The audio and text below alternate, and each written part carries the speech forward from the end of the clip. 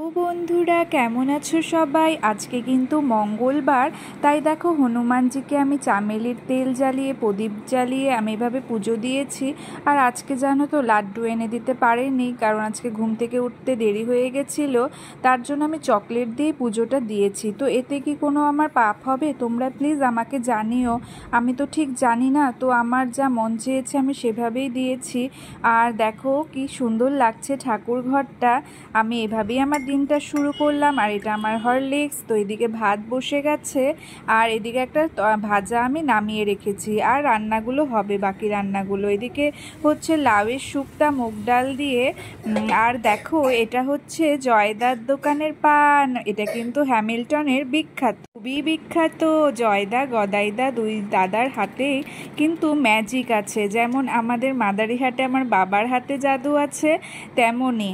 তো আমি কিন্তু সবসময় পান খাই না, হঠাৎ হঠাৎ, খুবই রেয়ার। তো হচ্ছে মাঝে মাঝে খুবই ইচ্ছা করে এর জন্য।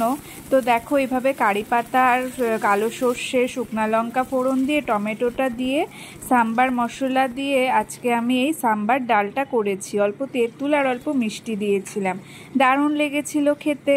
তো একটা কথাই আমি বলবো যে জীবনে যদি সৎপথে পরিশ্রম করা যায়, তোমার কিন্তু উন্নতি অবশ্যই হবে। তোমাকে ভগবান সব সময় তোমার পাশে থাকবে, আশীর্বাদ করবে। তো তুমি চেষ্টা করবে সৎ পথে সব কিছু করার। অসৎ পথে গেলে কিন্তু তোমার দুটো দিন ভালোই যাবে, তারপরে কিন্তু ভগবান তোমার জীবনে অন্ধকার নামিয়ে দেবে। তো আমরা তার জন্য চেষ্টা করি সবসময় সৎ পথে চলার।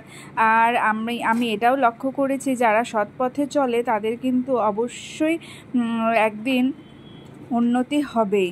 আর চেষ্টা করব আমরা কি কাউকে কখনো দুঃখ দিয়ে কোনো কথা বলতে না, কারো মনে আঘাত দিয়ে কোনো কথা বলতে না। কাউকে মনে যদি আঘাত দিয়ে আমরা কথা বলি, তাহলে কিন্তু অবশ্যই তার মনের যে একটা হায়, সেটা কিন্তু আমাদের জীবনটাকে তছনছ করে দেবে। তো এইদিকে রান্না করছি আজকে আমি পনির আর মাশরুম দিয়ে একটা তরকারি। এটার মধ্যে আমি চিজ দিয়েছিলাম, আর দিয়েছিলাম এই কাজু বাদাম মগজদানা এসব দিয়ে করেছিলাম। দারুণ লেগেছিল খেতে, চিজি চিজি একটা ভাব হয়েছিল, সেই হয়েছিল। Thank you for watching.